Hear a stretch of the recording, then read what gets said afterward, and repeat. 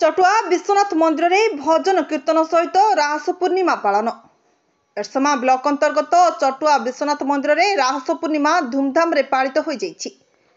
कार्तिक मासरे विभिन्न भजन मंडलीर माँ माने एक मास धरी संध्यारे भजन कीर्तन करुथिले। आज कार्तिक पूर्णिमा दिन चटुआ विश्वनाथ मंदिर प्रांगण में भजन मंडलीर माँ माने सकाळे भजन कीर्तन करुथिले। चटुआ विश्वनाथ पुष्करणी रे कुनी कुनी पिलामानक सहित माँ और भौणी माने डंगा भसाइछंती। डंगा भसाइबा परे प्रभु विश्वनाथ मंदिर रे दीपदान करी भोला बाबा दर्शन करथिले।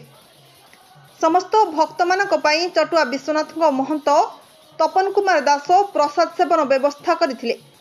एही उत्सव को विपिन कुमार दास, ओम प्रकाश दास, नारायण बेहेरा, कुना नाथ, मलयरंजन सुतार, विभूति महापात्र, निरंजन गोछायत शांति श्रृंखलार सहित परिचालना करथिले। मोर नाम होचे पंडित रंजन कुमार दास। मु होचे देखिए विश्वनाथ महादेव मंदिर पूजक। महादेव मंदिर पूजा अर्चना करे।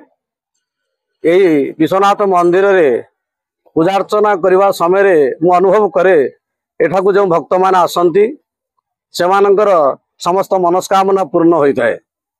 एवं ये कार्तिक मास हूँ एक धर्मीय मास, ताहाको वर्णना करने बहु अवर्णनीय। तेणु कार्तिक मास सारा ये आम पाखापाखि थे भक्त माने बा कीर्तन मंडली सदस्य माने नगर यात्रा करिथांती। नगर यात्रा कर सारा पर आसी विश्वनाथ मंदिर रे पहुंची भजन कीर्तन करिथांती। एवं मास सारा प्रातः समय रे विश्वनाथ मंदिर आरती करा जाए, धूप दीप नैवेद्य आदि अर्पण कराई पुष्पांजलि प्रदान करा जाए। भगवान विश्वनाथ महादेवंकर आशीष को ये भक्त माने लाभ करिथांती। तेणु कार्तिक मासर शेष समय रे बा पूर्णिमा दिन डंगा भसा करा जाए। डंगा भसा सरिया परे हविषान्न व्यवस्था कराई। हविषान्न जे 1000 भक्त माने खाइला बळे व्यवस्था बंद होईछि। तेणु भगवान विश्वनाथ जे कि ये विश्वर मंगल विधान करंतु, ये देश रे बा विश्व रे रोग शोक दूरीभूत करंतु। सर्वे बोल आनंद एक बार हरि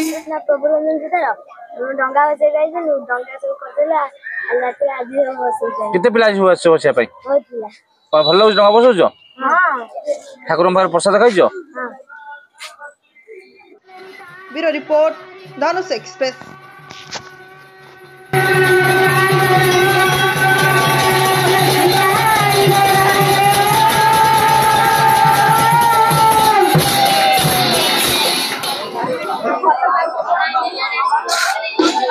भल